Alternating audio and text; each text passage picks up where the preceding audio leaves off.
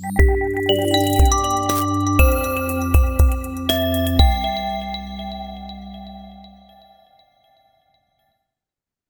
a todas y a todos, estamos en un nuevo Salud con Alma, nuestro anterior Salud a todo Twitch, y hoy tenemos una entrevista con María Jesús Lamas. María Jesús Lamas es buena amiga, es la directora de la Agencia Española del Medicamento y Productos Sanitarios y lo es desde el año 2018, ¿no? Este programa lo realizamos en colaboración con Vida Pharma. Eh, María Jesús fue nombrada directora de la Agencia Española del Medicamento el 20 de julio de 2018, por tanto lleva 7 años y medio en este cargo y de alguna forma desde entonces lidera la agencia encargada de la regulación, autorización y control de los medicamentos, productos sanitarios, cosméticos, productos de higiene y biocidas de uso clínico personal en España.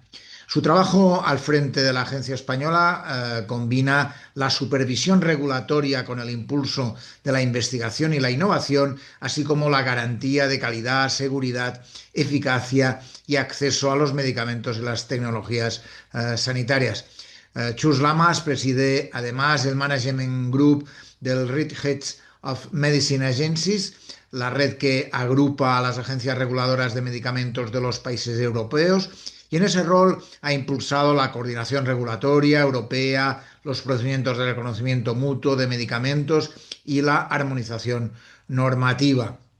Ella representa a España en varios foros europeos relevantes y sin duda alguna, bajo su liderazgo, la agencia española ha enfatizado la importancia de situar a Europa a la cabeza de la investigación clínica, promoviendo la innovación biomédica, la evaluación científica rigurosa y la integración del conocimiento en el desarrollo y autorización de medicamentos.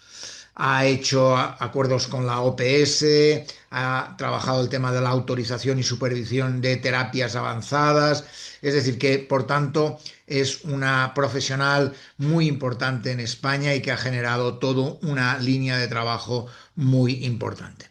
Estamos con María Jesús Lamas, Chus Lamas, actual directora de la Agencia Española del Medicamento y Productos Sanitarios. Ella es la directora, digo la actual, pero lleva 7 años y medio en la dirección desde junio más o menos del año 2018. Ella es licenciada y doctora en farmacia por la Universidad de Santiago de Compostela, desde donde llegaba cuando llegó a la agencia, ¿no? Eh, por tanto, una persona que hemos coincidido en algunas ocasiones en algún congreso Mm. de la Sociedad Española de Farmacia Hospitalaria, que siempre tiene un papel importante, Chus, y por tanto un lujo tenerla en este programa para hablar un poco de la agencia, de los retos, de las cuestiones del día a día, los cambios, las necesidades, las cuestiones que se le plantean a una directora de la agencia, ¿no? En primer lugar, me gustaría, Chus, preguntarte qué representa para ti dirigir la agencia en este momento donde el sistema sanitario es tan complejo, donde la sanidad no sabemos hacia dónde nos va a llevar, donde hay mogollón de historias ligadas a este mundo. Cuéntame, ¿qué representa para ti dirigir la agencia? Pues a mí me hace mucha ilusión, me gusta muchísimo y lo vivo con pasión. Hay días muy duros y la mayoría de los días, sin embargo, son como mínimo muy interesantes. Pero lo cierto es que yo lo vivo sin ninguna épica. Para mí es mi trabajo, es mi día a día, mi rutina, como para cada uno de los que nos pueden escuchar o para ti mismo. Pues me levanto por la mañana y mi trabajo es agencia. Y a veces cuando me paro a pensar en ello, cuando me hacen estas preguntas y reflexiono, pues me doy cuenta que realmente dirigir la agencia es una labor muy trascendental, que tiene impacto en la vida de muchos millones de personas, que podemos hacer mucho por ayudar no solo a los pacientes, que es lo obvio, a los ciudadanos que puedan utilizar los productos que nosotros regulamos, pero también a los investigadores, también a los innovadores, también a la industria. Así que bueno, es un trabajo, por tanto, muy exigente y de muy alta responsabilidad, pero a decir verdad, lo vivo como algo bastante natural y normal. Si me preguntas, sí, me hace ilusión, me lo paso muy bien, me gusta mucho, tiene días malos, ¿qué trabajo no los tiene? Y es mi trabajo. nada más. Es así que trabajo no los tiene, ¿no? Pero está claro que el vivirlo como lo vives, la realidad es que seguro que los aprendizajes que has tenido a lo largo de estos 7 años y medio son múltiples, ¿no? Seguro tú que dices siempre que estoy aprendiendo de un tema donde hay muchos retos nuevos, muchos cambios, muchas innovaciones. ¿Qué aprendizajes más importantes destacas en estos años de dirección de la agencia? Pues es verdad que este es un sitio donde estás aprendiendo todos los días y además más vale que sea así porque requiere de una competencia elevada y, y teniendo gente alrededor que son los principales expertos en cada uno en las áreas de las que son responsables, pues es un estímulo enorme para al menos estar a la altura de ellos. No, nunca tendré el expertise ni el conocimiento que tienen ellos. Pero quizá esto no fue lo que me sorprendió, porque, bueno, venía a dedicarme una vida, pues en aquel momento yo tenía pues 51 años, así que 26 años trabajando en el mundo del medicamento, desde distintos ámbitos, asistencial, gestión, investigación, clínico.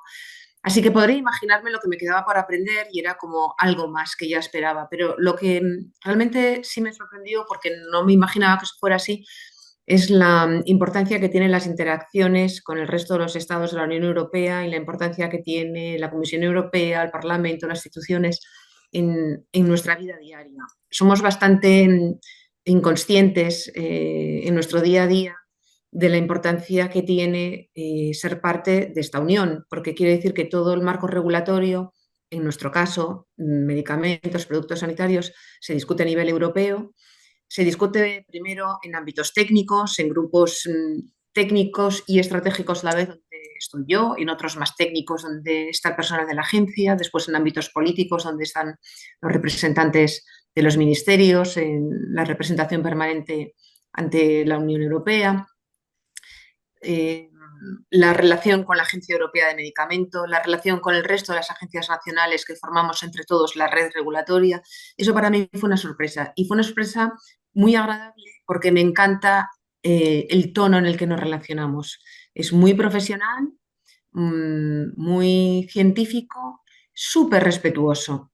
Y en un momento donde hay tanto ruido y crispación, están de agradecer un entorno donde no te vas a sentir amenazada, lo cual no quiere decir que en ese medio no vaya a haber discusiones y discrepancias, que las hay, pero la actitud siempre es de escucha hacia el otro, de respeto y bueno, son unas formas que realmente ya no es muy habitual y es muy agradable. Me ha encantado descubrir esta dimensión europea de nuestro trabajo. ¿Y cómo fue el cambio cuando viniste, tú cuando llegaste al ministerio, a la Agencia Española del Medicamento y Productos Sanitarios, venías del Hospital de Santiago? Sí, sí. ¿Cómo fue ese cambio de pasar de un hospital pequeño, un hospital importante, pero un hospital con respecto a llegar a la agencia donde controlas todas las historias alrededor de aprobaciones, historias con Europa, historias con otras agencias? ¿Cómo fue ese cambio? ¿Cómo lo Bueno, recuerdas? yo venía, era un jefe de servicio del servicio de farmacia del complejo hospitalario, teníamos más de 100 personas en el servicio, o sea que ya venía acostumbrada a gestionar equipos grandes, presupuestos importantes, tomar decisiones. Bueno, esto no era nuevo, había trabajado en farmacia clínica oncológica integrada en el hospital de día con el resto de los profesionales, había visto he sentido al paciente de cerca, he visto de frente el sufrimiento. Me parecía que traía un bagaje importante. Me había dedicado a la investigación, habíamos creado un grupo propio de farmacología clínica en el Instituto de Investigación Sanitaria adscrito al hospital. Y cuando me lo propusieron, pues me parecía, bueno, me hacía tanta ilusión que realmente no paré a pensar si estaba preparada o capacitada para ello. Fue casi instintivo venir. Y recuerdo que Olga, la jefa de servicio de Son Espases, Son que tú también espacios. la conociste, la Sí, conoces sí, sí. mucho, cuando, bueno, me felicitaron muchas personas y Olga me felicitó diciendo, qué valiente eres. Y en aquel momento me hizo pensar, y digo, ¿valiente por qué? O sea, que hay que hacer, hay que ser de todo menos valiente, ¿por qué valiente? Y bueno, esto fue en el verano del 18 y ya en el 2020 recordé su felicitación. Y yo no sé si es valentía lo que hace falta, quizás sea una mezcla de audacia y también inconsciencia para asumir retos de este tamaño. A mí no me parecía que fueran excesivos para mí, ni que excediera lo que yo era capaz de asumir, pero seguramente no había valorado bien. Y cuando me encontré con la medida real del reto, pues bueno, no me asusté tampoco, pero en fin, era bastante más de lo que yo había imaginado. Y un poco en ese contexto, ¿cuál es el reto más importante que tiene la agencia por delante o que tienes tú como directora de la agencia? ¿Cuál es el reto de una estructura, de un complejo importante como es la Agencia Española del Medicamento? ¿Cuál es? Pues mira, como todas las personas que tienen ciertas responsabilidades en la gestión y organización, nos movemos siempre entre dos mundos. El mundo estratégico, el de los grandes proyectos, el ilusionante, y el mundo interior, el de la gestión o microgestión, que a veces consume, si no más tiempo, desde luego es un riesgo para drenar la ilusión y la energía para los proyectos verdaderamente importantes. Y aquí es exactamente lo mismo. La agencia, todos somos, los que trabajamos en la agencia somos conscientes que la regulación ya ha dejado de ser hace mucho tiempo un guardián de seguridad para evitar errores o únicamente para garantizar la seguridad de sus productos. Es mucho más que esto. Las agencias, con la aplicación de las ciencias regulatorias, que serían estas ciencias que unen el conocimiento científico con el producto que ha demostrado su eficacia, seguridad y su calidad, pues necesita personal que sea altamente cualificado, el mejor en su campo, que sea capaz de conectar con los investigadores y estar aprendiendo de los investigadores continuamente y a la vez enseñando el camino del regulatorio para que los proyectos de investigación acaben convergiendo en desarrollos clínicos que puedan dar lugar a productos que beneficien a los pacientes. Entendemos que además todo el sector del medicamento, los ensayos clínicos en los hospitales, no solo tienen un efecto inmediato en la vida de los pacientes, que muchas veces es la única alternativa para poder tratarse, o que mejora el conocimiento de los profesionales que participan en los ensayos porque les pone en contacto con las terapias más avanzadas, es que también está moviendo una economía basada en el conocimiento. Somos muy conscientes de todo eso, así que los reguladores ya no podemos ser únicamente guardianes de las esencias, tenemos que ser también dinamizadores de la investigación, tenemos que ser catalizadores de la innovación, estar cerca de las necesidades de la sociedad, de los pacientes, identificar cuáles son las necesidades médicas no cubiertas, favorecer la investigación de medicamentos o de productos sanitarios en esas enfermedades y guiar a investigadores y a desarrolladores, manteniendo al mismo tiempo esa imagen de independencia, de referencia técnica, la última llamada, la última referencia, la última palabra la tiene la agencia y eso es indiscutible. Y en eso pues formamos parte de la estrategia europea y tenemos esa capacidad de estar en los foros donde hay que estar. A nivel de dirección de la agencia formamos parte o somos directores o presidentes o copresidentes de todos los grupos de trabajo más importantes que puede haber en la red de reguladores europeos, desde los que lideramos la línea de innovación dentro de la estrategia de la red regulatoria europea, a presidir el grupo de profesionales de comunicación o el grupo de vacunas en la EMA, en fin, en muy distintos niveles. Sin embargo, como decía antes, bueno, pues estos como los proyectos son más estratégicos donde queremos estar, pero donde también pues me preocupa, me ocupa, pues es en esta gestión hacia adentro, en la de tener la estructura y las condiciones necesarias para traer el talento que necesitamos y además fidelizarlo, que no necesiten marcharse a otros sitios porque tengan mejores condiciones. Y eso es un reto de todos los días. Todos los días te levantas con eso en la cabeza, que pesa mucho porque no es algo que esté exactamente en nuestras manos. En nuestras manos está hacer ver la necesidad de un refuerzo en los recursos y después, pues en las manos de otros decisores está dotar a la agencia de estos recursos. Y tienes los recursos necesarios para gestionar todo ese proyecto que tienes en tus manos. ¿Tienes lo que necesitas para generar ese entorno favorecedor de la investigación, de la innovación, de generar todo lo que necesitan los profesionales y la ciudadanía?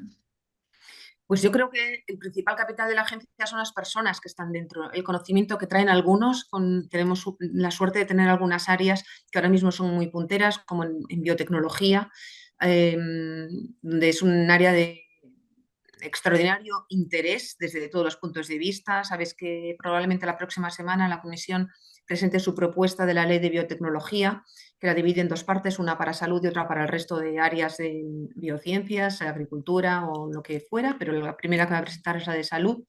Y la biotecnología se ve ahora como un elemento tractor del desarrollo de la Unión Europea y pretende ser algo diferencial y que aumente nuestra competitividad con respecto a otras regiones como Estados Unidos o China. Pues bien, en un área tan estratégica como esta tenemos la suerte de tener expertos que vienen con antecedentes en investigación, con sus postdocs en España, en otros centros de investigación en Estados Unidos, con una experiencia súper valiosa. Tenemos otras áreas donde el personal ha adquirido el conocimiento dentro, aprendiendo de otros expertos anteriores. Pero por eso digo que el principal capital de la agencia es el personal que tenemos dentro y el conocimiento y experiencia que ha acumulado. Lo que no tenemos es muy buenas condiciones para que se queden. En general, esto pasa en toda la Administración General del Estado, que tiene, bueno, pues unas condiciones peores que administraciones autonómicas o locales, pero en concreto la agencia necesitaría tener pues puestos un poquito más atractivos para que nuestro personal no se viera tentado a irse a otros sitios. Aunque cuando hacemos estas encuestas de satisfacción interna y de clima laboral, salvo esta parte, la del desarrollo profesional y los ingresos, en el resto las puntuaciones son muy altas, por encima del 7, por encima del 8, en todos los aspectos que se evalúan. En general, a nuestro personal le encanta el trabajo que hace, disfruta mucho, no les asustan los retos, ni las inspecciones en terceros países, en provincias lejanas y desconocidas de China, o bancos de sangre de barrios en la periferia de ciudades americanas, o la evaluación de la última terapia génica, o el seguimiento de la seguridad de los últimos estimuladores craneales. No les asustan esos retos, lo que necesitan es tener condiciones para poder quedarse y seguir creciendo.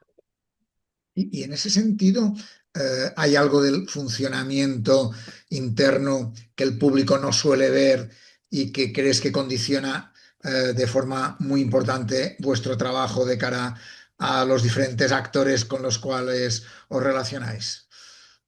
Pues yo me imagino que el funcionamiento interno es bastante desconocido para el público en general, porque yo que me dedicaba al medicamento desde otro ámbito, pues también descubrí cosas que no imaginaba. Pues, por ejemplo, con las inspecciones que mencionaba antes, todas las semanas hay inspectores volando en algún país, algún tercer país, en India, en China, en Estados Unidos, en México, donde sea.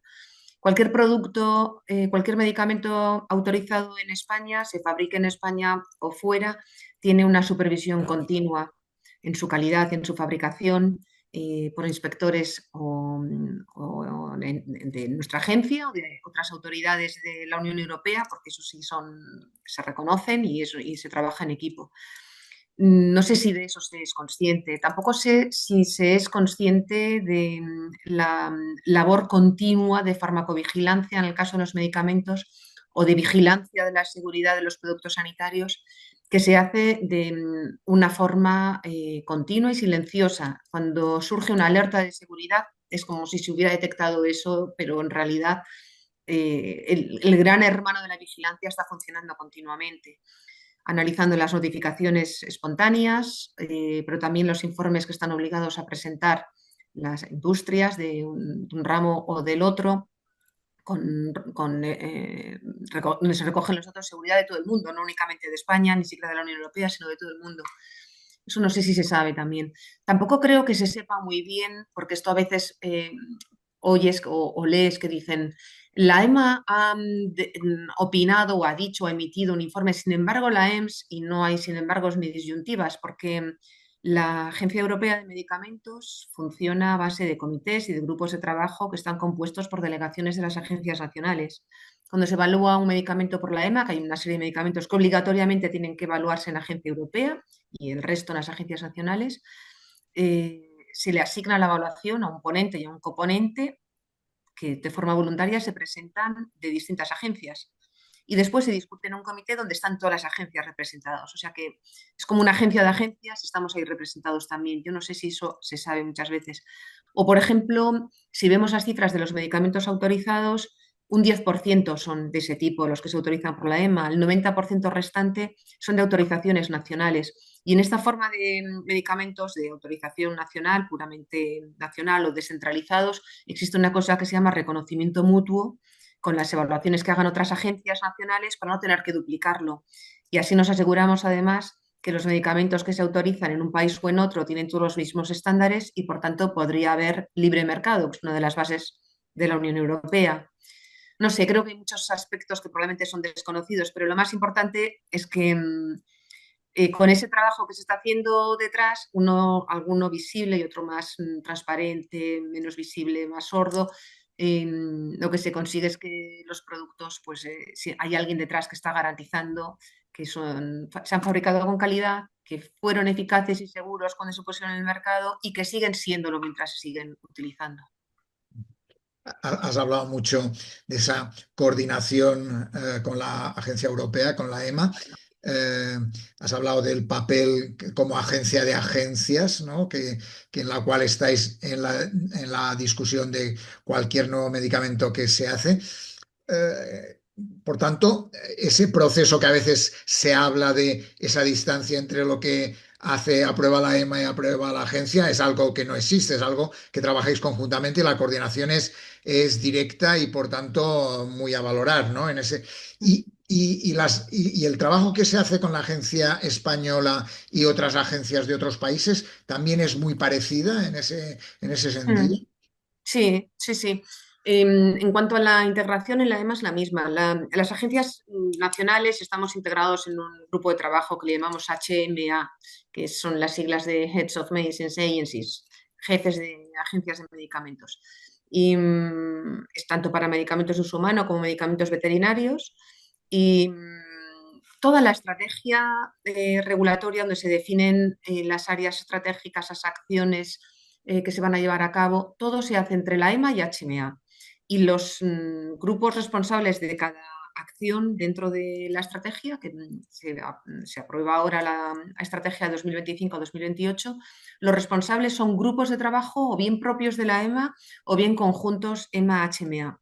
Así que esto es una relación de compañerismo y de... Nosotros siempre decimos que la evaluación europea está basada en la colaboración y la solidaridad. La colaboración porque se hace entre varios y la solidaridad porque cada uno también aporta lo que puede. No todas las agencias nacionales tienen la misma potencia o tienen expertos en las mismas áreas, pero la evaluación que asume una agencia u otra, cuando hablamos del proceso puramente europeo, el de la EMA, se reconoce por todas las demás. De hecho, lo que hace la EMA es dar una opinión científica. También en esto suele haber cierta confusión.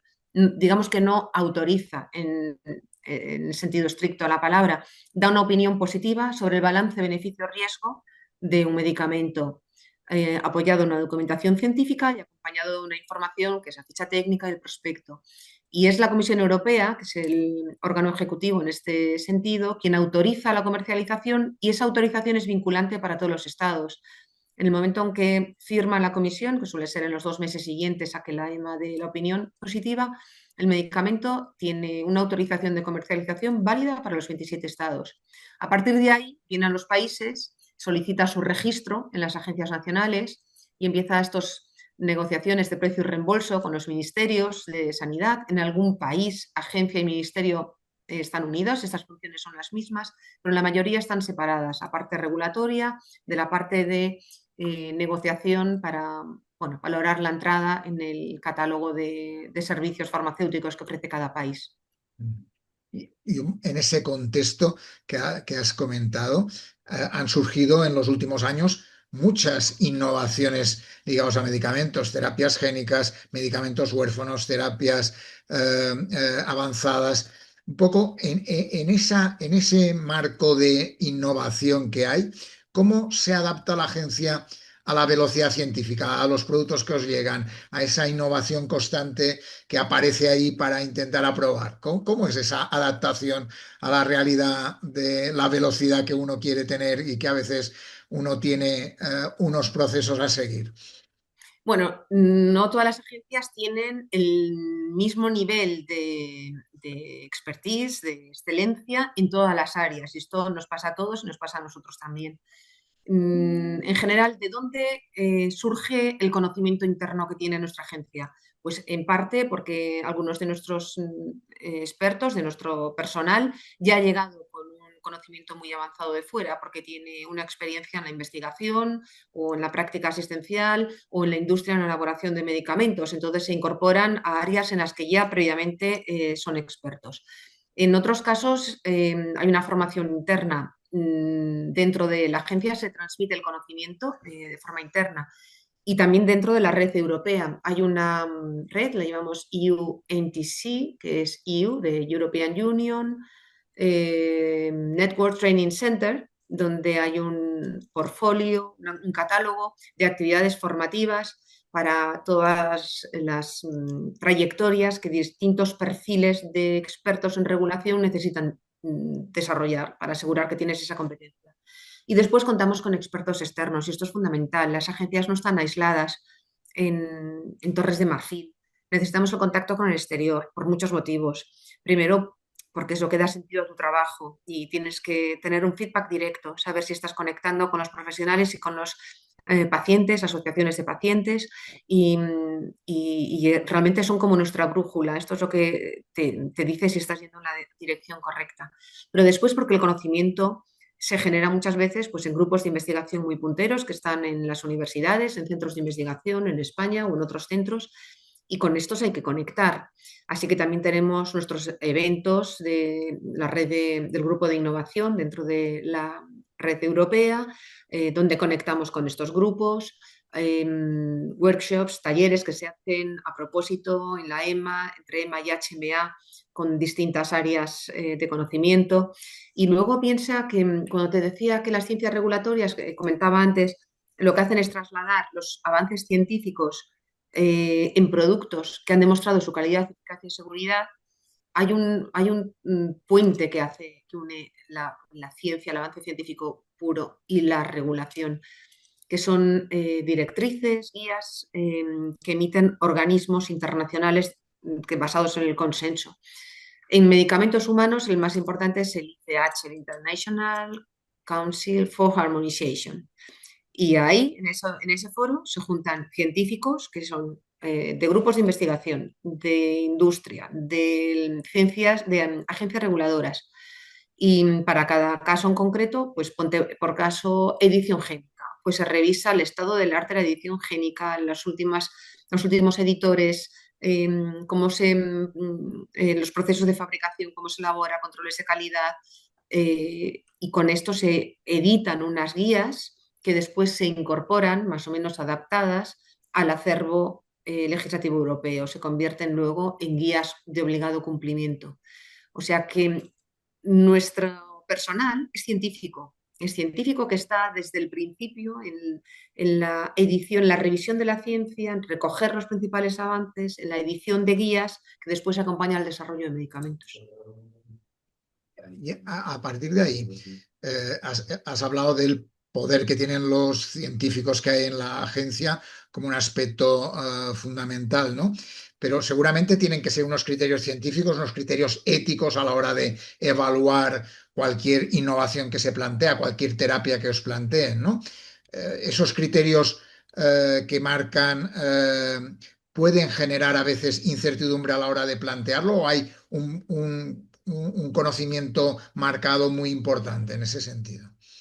Bueno, esa es muy buena pregunta porque habitualmente no se habla de la ética como una de las variables evaluables por las agencias. Sin embargo, está presente durante todo el desarrollo de un producto. Empecemos, por ejemplo, por los estudios preclínicos, los que se hacen antes de que un medicamento se pruebe en seres humanos.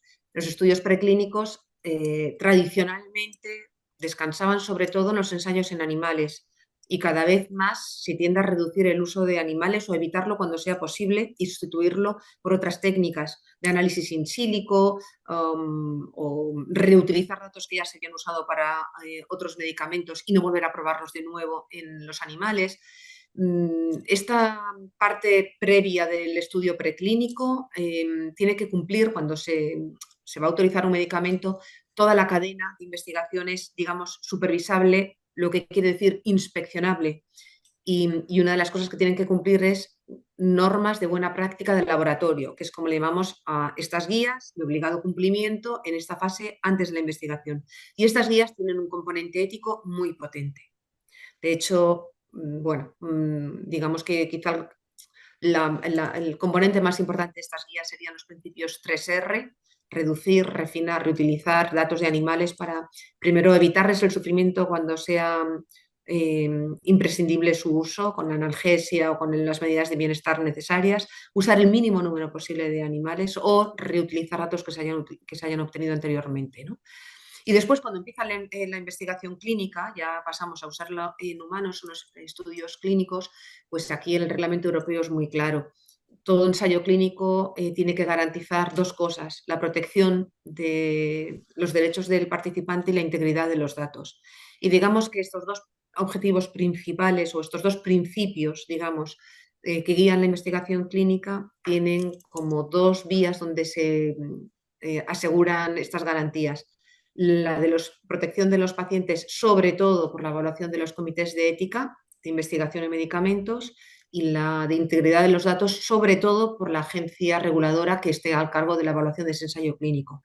En España estas dos vías están muy unidas, en muchas ocasiones son indistinguibles. Los comités de ética de investigación en medicamentos y la agencia trabajan con, bueno, tenemos un memorándum de entendimiento, con unas guías comunes, con trabajo coordinado muy intenso. Todos los meses hay una reunión de coordinación con la intención de alinear los criterios de los comités de ética y de la agencia. Así que está muy presente toda la componente ética de la investigación de los medicamentos, y no se autorizaría nunca un ensayo clínico cuando se vulneren principios éticos que están perfectamente definidos en la Declaración de Helsinki, o que puedan considerarse que atenta contra los derechos de los pacientes, o que simplemente sea una investigación donde el objetivo principal no es darle un servicio al paciente, sino pudiera ser otro. Eso no se va a autorizar nunca. En este marco de aspectos éticos, una de las cosas que sale en el debate habitual y que seguramente te llega constantemente es el tema de los tiempos de aprobación de algunos medicamentos, ¿no? Que seguramente generan cierto grado de inquietud, ¿no? Eh, ¿Qué le podríamos decir a la sociedad, a los pacientes, a las asociaciones de pacientes alrededor de ese tema que normalmente genera necesidad de conocerse más? Porque muchas veces forma parte de algo que no se sabe muy bien por qué no se ha autorizado aún un medicamento o no, ¿no? ¿Cuál sería lo que debería saber la gente alrededor de ese tema? Bueno, lo primero de todo es que somos conscientes de las necesidades de los medicamentos. No es la misma necesidad para todos los medicamentos, eso es así, pero en algunos casos en que no hay alternativa y la necesidad es acuciante, somos muy conscientes de ello. Así que nada de lo que hagamos nos va a parecer suficiente, siempre vamos a querer hacerlo mejor y ser más eficientes. Después, que los tiempos, digamos, que tienen como dos etapas distintas: la de antes de la autorización, cuando se está evaluando, y después de la autorización, cuando ya se ha autorizado para su comercialización, pero todavía no se ha incluido en las carteras de servicios de cada país y entonces no están disponibles en los hospitales. La agencia es responsable hasta la primera parte, hasta la autorización, pero también puedo explicar un poco lo que pasa en la siguiente etapa. Pero en esta primera etapa también se nos suele decir que es que Europa es muy lenta, es muy burocrático, Estados Unidos es mucho más ágil, la FDA aprueba más rápido, los tiempos son más cortos. Y aquí suele ocurrir que medimos cosas distintas. Entonces, si empiezas a contar desde un momento o desde otro, pues la medida final no da igual. Pero en todo caso, asumiendo que tenemos que el promedio en la evaluación de cada medicamento es demasiado largo y hay que acortarlo, y esto es así, también nos hemos puesto a analizar a nivel europeo dónde podemos mejorar nuestra eficiencia. Y encontramos que hay dos puntos candentes que hay que actuar principalmente. Uno es al principio de la evaluación de un medicamento, porque esto funciona así. Un laboratorio está desarrollando un medicamento, tiene sus ensayos clínicos, tiene más o menos todo acabado y prepara un dossier, un expediente que presenta a la agencia para que sea evaluado. Y antes manda una carta de interés y dice, quiero que se sepa y que se le asigne ya evaluador y coevaluador a mi medicamento que presentaré para esta indicación en, ponte por caso, junio del 2026. Así que nosotros asignamos evaluador y coevaluador a junio del 2026. Pero si ese expediente no llega en junio, ni en julio, ni en septiembre, sino que llega en diciembre, durante esos 6 meses, ese valioso equipo está bloqueado esperando a que llegue su expediente y no puede asumir otro, porque una vez que empiezas a evaluar un medicamento, empieza a correr un calendario y tienes que cumplir con las fechas. Así que hemos visto que este punto es peligroso porque solo una tercera parte de los expedientes se presentan en la fecha que se había anticipado el laboratorio. Esto llevamos pues año y pico trabajando con la industria a nivel europeo para mejorar estas cifras, que presenten unos expedientes maduros, completos y que cumplan la fecha, porque si no nos paralizan el trabajo. Hay otro punto que es esencial y que explica por qué tenemos un promedio mucho más largo que FDA. Aunque debería desmontar ya la premisa de que tenemos un tiempo más largo, porque insisto en que medimos cosas distintas. Pero bien, aceptemos que somos más lentos. El otro punto donde paramos mucho es una cosa que le llamamos en evaluación parada de reloj. Y esto es cuando los evaluadores están viendo el expediente, si llegan a unas dudas que no les queda claro con la información que ha proporcionado la industria, paran el reloj de ese calendario tan estricto y mandan preguntas al desarrollador. Y el desarrollador tarda en contestar. Tarda hasta el punto que hemos visto que el casi 50% del promedio dedicado a evaluar un medicamento, el calendario oficial son 210 días. Tenemos un promedio de cerca de 400 y cerca de 200 días se dedican a parada de reloj. O sea que hay que trabajar. Y estamos trabajando en esto, también con la industria y también dentro de las agencias. ¿Por qué esta parada de reloj es tan larga? Podría decirse que hacemos preguntas innecesarias por nuestra parte. Bueno, por si acaso es así, estamos revisándolas, intentando refinarlas y concentrarnos en lo que es verdaderamente importante y esencial saber para evaluar un medicamento. ¿Podría ser que esas preguntas no tienen respuesta cuando se las mandamos al laboratorio? Pues también hay casos en que sí, porque el laboratorio puede presentar un expediente para que vaya siendo evaluado cuando aún faltan algunos datos de los ensayos clínicos y todavía no se han obtenido, confiando en que se obtengan sobre la marcha. Bueno, pues esto debemos mejorarlo entre todos. Y esto explica el tiempo desde que un medicamento solicita su autorización hasta que se autoriza. Después hay otro, que es el que normalmente la gente, el ciudadano, es consciente, porque sale en prensa. Se autoriza, la EMA autoriza el medicamento tal, pero en España los pacientes no lo van a recibir. Y esto depende de muchos factores. Primero, que la compañía venga a registrarlo a España. Y bueno, por sus políticas comerciales no es el primer país al que viene a registrarlo. Prefieren registrarlo, comercializarlo en Alemania, donde tiene una entrada directa al primer año con un precio sin negociar y al cabo de un año se renegocia, porque si empiezan por países donde, por tener otro tipo de financiación de los medicamentos, es previsible, y otra economía del país, es previsible que obtengan un precio más bajo, pues puede condicionar su negociación en el resto de los estados. Así que aquí no van a venir los primeros. Y cuando vengan, tienen que negociar con el Ministerio de Sanidad. Y aquí es un equilibrio delicado. El equilibrio de la salud pública, que es invertir los recursos donde se obtenga un mayor resultado para la población en general.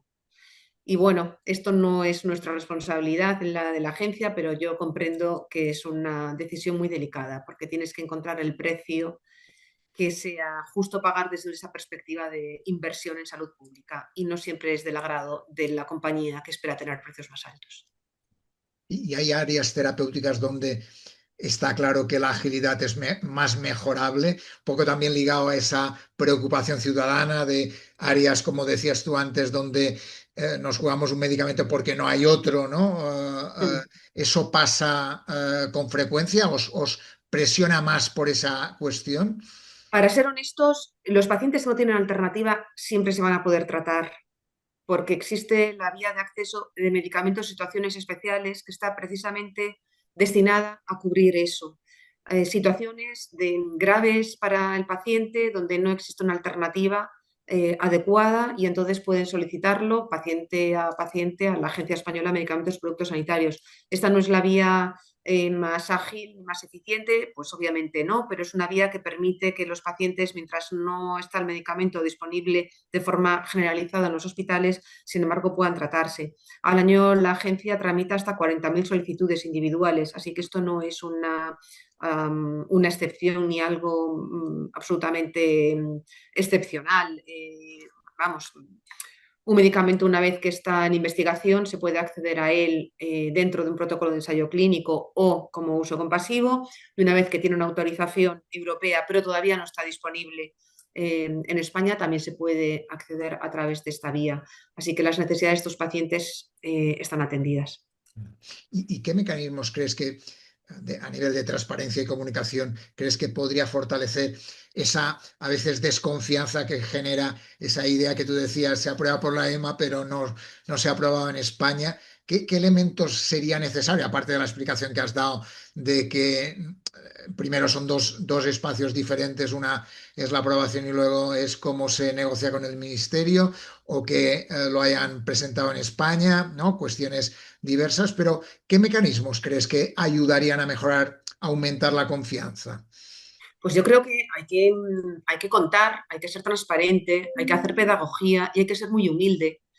Tenemos que pensar, y yo creo que esto, yo creo que lo hacemos, que no todo el mundo nos conoce ni sabe exactamente cómo funciona un sistema muy complejo. Así que hay que explicarlo. Nosotros tenemos mucha relación con las asociaciones de pacientes y con las sociedades científicas. Colaboran con nosotros bueno, directamente pues, en la elaboración de los informes de posicionamiento terapéutico, por ejemplo. Eh, pero de forma regular mantenemos contacto con ellos. Hemos modificado el estatuto para que formen parte de los comités decisorios de la agencia. Es la idea de ser transparentes en lo que hacemos, dar cuenta de nuestros resultados y de nuestras acciones y recibir también las sugerencias y el feedback. Yo creo que hay que tener la humildad de pensar, no lo que a nosotros nos puede parecer una cosa que se tiene que conocer, no se conoce. Esto es bueno, muy de sector, y hay que explicar y hay que comunicar y hay que hablar y hay que estar presentes en los foros de los pacientes, en las facultades, en los congresos de los profesionales y allí donde sea posible, y atender a los medios o formales o informales, porque, bueno, yo creo que esa es una marca de la agencia de estos últimos años, la de estar cerca y atenta a las necesidades de la sociedad, y queremos seguir haciéndolo. ¿Y qué ha aportado la presencia de los pacientes? Lo he visto en diferentes foros que ha habido, ¿no? ¿Qué ha aportado la presencia de los pacientes en la toma de decisiones? ¿Cuál es tu sensación alrededor de ese avance que ha supuesto la presencia de los pacientes al lado de la agencia? Pues mira, es muy pronto para decir que han podido aportar dentro de los comités, porque llevan, pues creo que menos de un año participando en los comités en la agencia. Pero muchas veces me encuentro personas con muy buen criterio, no necesariamente en la agencia, incluso fuera en los hospitales, cuando se cuestionan, los pacientes deben formar parte de las comisiones de farmacia. Entonces aquí siempre hay como dos reparos, ¿no? ¿Qué formación tienen para poder entrar en un mundo tan tecnificado como este, que pueden aportar? Y el otro, un potencial conflicto de interés. Yo el potencial conflicto de interés lo tengo totalmente neutralizado, porque el conflicto de interés de un enfermo lo tiene con su enfermedad, pero no con las enfermedades del mundo en general ni con el resto de los medicamentos. Y cualquiera de nosotros podemos tener un conflicto de interés con una enfermedad que estemos sufriendo nosotros o a un allegado o un familiar nuestro directo. Así que esto no debe asustarnos. El conflicto de interés debe entenderse, conocerse y prevenirse, pero esto no elimina o no evita que el paciente pueda estar. Su conflicto no es ser un paciente en general. Y luego está el conocimiento técnico que pueda tener del área. Bueno, primero que el paciente no se incorpora por su conocimiento como metodólogo o como experto en desarrollo de vacunas o de transfección viral. Se incorpora por su experiencia en la enfermedad, porque es capaz de identificar cuáles son los resultados verdaderamente importantes para ellos o que puedan cambiar su vida. Y esto tenemos que oírlo los que evaluamos y tomamos decisiones. Pero además, es que el paciente puede tener otra experiencia y otro conocimiento que sigue enriqueciendo el grupo al que se adhiere. Yo siempre cuento el mismo caso de un miembro del COMP, que es el Comité de Medicamentos Huérfanos de la EMA, que lo ha contado él. Es español, que hace muchos años se incorporó y cuando llegó a una de sus primeras revisiones, una de las primeras reuniones del COMP, se está hablando del diseño de un ensayo clínico de un medicamento huérfano. Y se estaba discutiendo sobre qué debería compararse, porque probablemente no había un brazo comparador estándar, como pasa para muchas enfermedades raras, que no existe. Bueno, y hablando de si debían, del brazo comparador o si debían excluirse los pacientes tratados con tal o cual medicamento, alguien dijo allí, bueno, pero es que no es posible saber estos pacientes con qué se están tratando. Y él dijo, ¿cómo no? Yo sí lo puedo saber. Para esto tenemos nuestras redes, nuestras organizaciones, nuestra información. Y él fue capaz de aportar pues, que un porcentaje muy importante, más de la mitad de los pacientes con ese síndrome en ese momento, se estaban tratando con un medicamento determinado que en ese momento pudo convertirse en un brazo comparador. Es decir, no solo vienen por su experiencia con la enfermedad en cuestiones subjetivas donde un evaluador podría quedarse corto, es que también pueden aportar variables o criterio a variables duras como qué endpoint primario debe utilizarse o cómo conseguir datos sobre determinada, no sé, prevalencia de enfermedad o lo que fuera. Es imprescindible su participación, soy una firme convencida de eso. Y en esta línea de, ¿hay otras presiones que te preocupan? Es decir, una es la presión de asociación, pacientes que plantean por una cuestión concreta ligada a alguna enfermedad, pero hay presiones que recibe la agencia de diferentes sectores que puedan marcar en algún momento o que os pueden llevar a toma de decisiones anterior o posterior. La verdad es que no. La verdad es que no.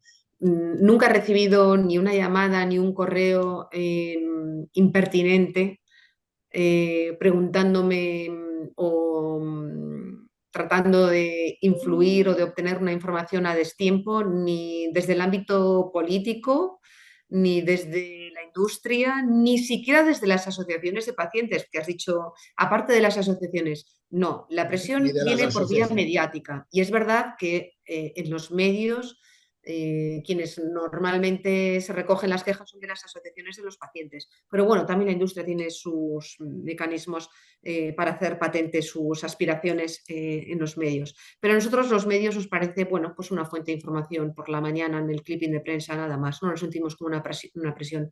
Honestamente, nunca nos hemos sentido presionados.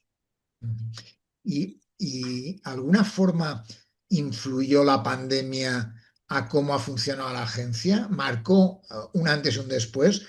¿Tuvisteis algún aspecto diferencial en esos tiempos de pandemia que nos puedas contar, Chus?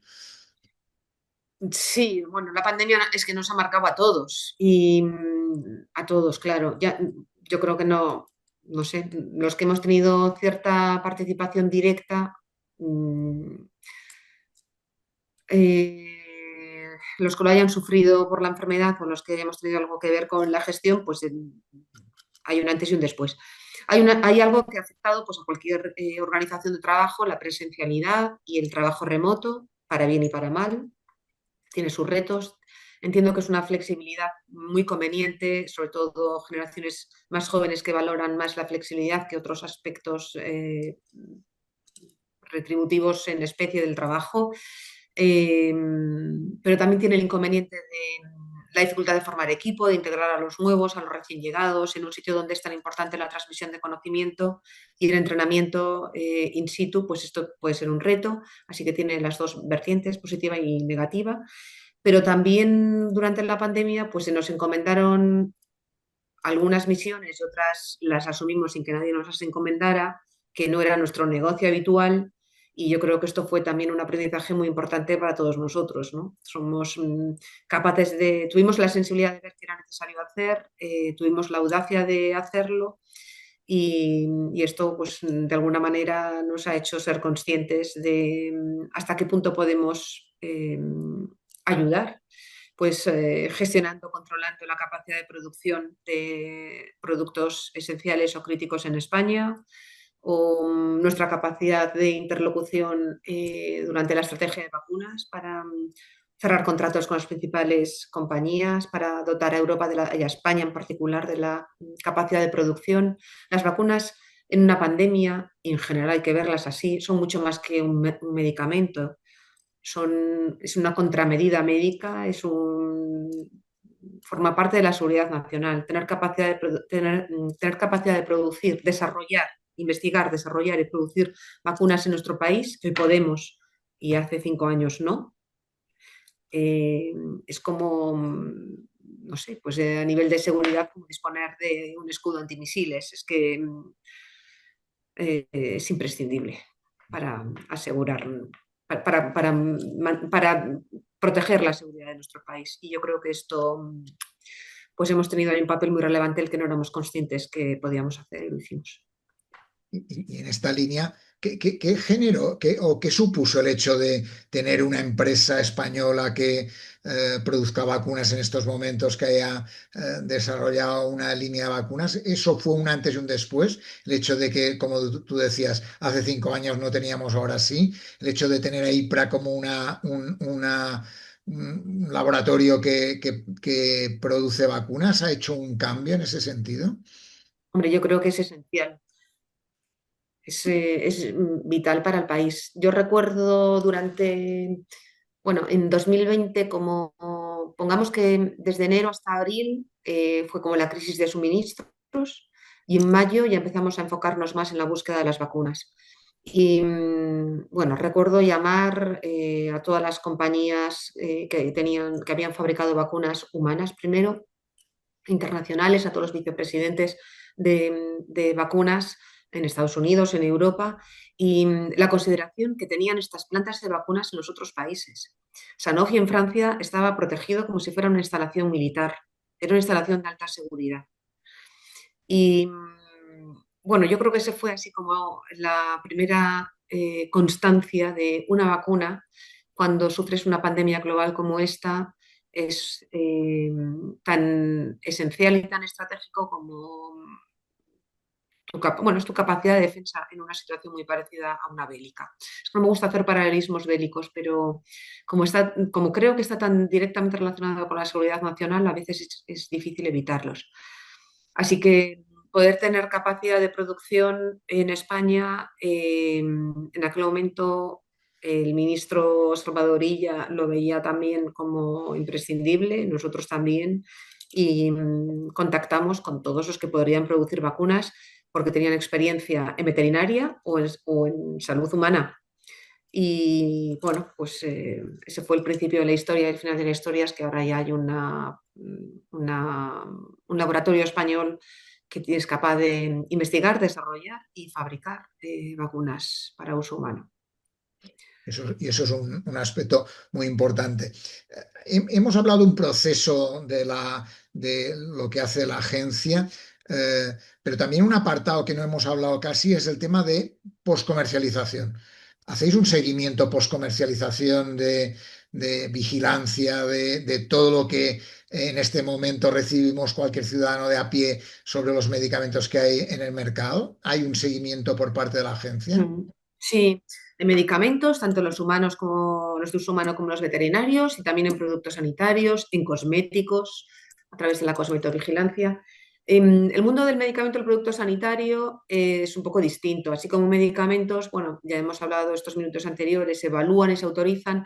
Los productos sanitarios no hay una autorización previa a que se pongan en el mercado. Dependiendo del nivel de riesgo que tengan, hay unas normas para clasificar niveles de riesgo. Lo que tienen que demostrar es que cumplen con una serie de especificaciones y si cumplen, se certifican con el marcado CE. Con los que son de un nivel de riesgo medio, medio elevado, esto lo tiene que hacer un organismo externo, tercero, se llama organismo notificado, pero no son agencias de evaluación, no son autoridades nacionales como pasa con medicamentos. Pero incluso así, una vez que el medicamento está al mercado, o que un producto sanitario, un stent o una resonancia magnética o un bisturí quirúrgico, una vez que está en el mercado, se está haciendo vigilancia, la seguridad de estos campañas de mercado, las dos cosas que son complementarias entre sí. Eh, en las campañas de mercado se seleccionan, pues no son exhaustivas, tanto medicamentos como productos sanitarios, seleccionas un ámbito en el que vas a hacer revisión para ver exactamente si cumplen con las especificaciones, si están presentes, si hay una comercialización efectiva en el caso de los medicamentos. Y en el caso de la vigilancia, pues en medicamentos, la farmacovigilancia yo creo que es conocida por todos, al menos por la parte de notificación. La notificación la tienen que hacer obligatoriamente los profesionales sanitarios de sospechas de reacciones adversas, pero también los ciudadanos cuando toman los medicamentos y tienen un efecto inesperado en ellos. Y no es la única fuente de información, también tenemos los informes que nos tiene que presentar la industria periódicamente, donde recoge y todos los datos de seguridad a nivel global en todo el mundo. Y después con esas notificaciones, que a veces también se confunde notificación con efecto adverso, hay que pensar que en medicamentos se notifican las sospechas de reacciones adversas. Y esto lo que puede originar es nosotros le llamamos así, señal de farmacovigilancia. La señal solo es un patrón distinto de notificaciones que tiene una verosimilitud con una reacción adversa. Es decir, si identificas pues, una mayor frecuencia de determinada reacción desconocida, pues a ver si realmente hay una asociación entre el medicamento y esa reacción. Hay que analizarla. Entonces, si se considera que es una señal, se abre el análisis de la señal y hay que ver primero si hay una base racional que explique la reacción adversa, sabiendo cómo funciona el medicamento y dónde actúa, si eso que se le achaca es verosímil, es posible, no es posible. Y si hay una base de racional biológica, además continuar. Y hay estudios en la literatura que ya esto lo hayan publicado y se han notificado en cualquier otra parte del mundo, entonces se rebusca en todas las bases del mundo. Y a veces hay que hacer estudios a propósito, estudios epidemiológicos. Bueno, pues vamos a ver si esto es así. Analicemos una cohorte de pacientes suficientemente grande a tratamiento con este medicamento para ver si realmente ocurre esto que están diciendo o lo que fuera. Y esto está evolucionando ahora al uso de datos masivos, a las bases de datos masivas. La identificación de una señal basada en notificaciones seguirá siendo la misma, pero quizá ya no haya que basarlo únicamente en las notificaciones espontáneas, sino también en cualquier otra fuente de información que esté en la red. Y la corroboración de esa señal pues puede necesitar los métodos tradicionales que hemos visto hasta ahora, pero también los estudios que pueden hacerse utilizando bases masivas de datos. Y en esto es muy importante lo que hace la agencia, porque coordinamos BIFAP, que es una base de datos con 21 millones de historias clínicas anonimizadas, pseudonimizadas, que ha permitido ya hacer muchos estudios de seguridad hasta ahora a investigadores independientes, pero también a la agencia. Y además BIFAP se integra dentro de una especie de federación de bases europea. En este momento creo que ya hay más de 180 millones de historias clínicas que están, digamos, normalizadas para poder ser utilizadas y lanzarle preguntas que muchas veces tienen que ver con efectividad, otras veces con prevalencia de una enfermedad, pero otras veces son para seguridad. Así que este trabajo de seguridad es continuo, continuo, continuo. De vigilancia de mercado también, de detección de problemas de calidad, pero también de seguridad del medicamento. Qué importante todo el trabajo. Un poco ya para ir terminando. ¿Cómo ves la agencia en 5 años? Si te dijera cómo te gustaría que fuera la agencia en 5 años, ¿qué dirías? Pues a ver, me gustaría que siguiera siendo percibida porque me parece que es una institución respetada e incluso querida por los profesionales y también por la ciudadanía en general. Probablemente esto es mayor desde la pandemia. Me gustaría que siguiera siendo una institución confiable. En esta época de que los barómetros de confianza evidencian una erosión de la confianza en las instituciones y que en el ámbito de salud parece que se aumenta la confianza en el profesional inmediato a costa de las instituciones. Y esto, lo que está ocurriendo en Estados Unidos, pues no ayuda nada, una puesta en duda de principios que nunca se habían cuestionado, tanto del CDC como de FDA. Bueno, pues me gustaría que esto no nos afectara, que la agencia consiguiera mantener este vínculo con la sociedad para que siguiera siendo su institución de referencia y confianza. Y lo veo así, ¿eh? No lo veo amenazado, creo que lo será en 5 años. Y la veo en 5 años teniendo consolidado su papel, su liderazgo en Europa, que antes he mencionado, es una de las agencias destinadas a liderar en Europa todo lo que cae en nuestro ámbito, pero particularmente la aceleración de la biotecnología y la conversión de biotecnología en medicamentos, en todos los sentidos. Y internamente en los procedimientos yo creo que seremos mucho más ágiles, habremos incorporado de una forma definitiva inteligencia artificial que hará que los expertos humanos dediquen menos horas a procedimientos que los dedican ahora y probablemente tendrán que dedicar más horas a aspectos puramente humanos, relacionales, de contacto con pacientes, con sociedad, con desarrolladores, con investigadores, con el resto de las agencias y de supervisión. Porque si vivimos en una época de cierta crisis de confianza, en la que creo que nuestra agencia no está saliendo mal parada, se está salvando, pienso que la confianza necesita el vínculo humano y que por mucho que nos tecnifiquemos y por mucho que incorporemos inteligencia artificial, nos podrá hacer más rápidos y más eficientes. Pero lo que hará que la ciudadanía confíe en nosotros será la confianza que le traslademos nosotros personalmente. Así que así veo la agencia en 5 años.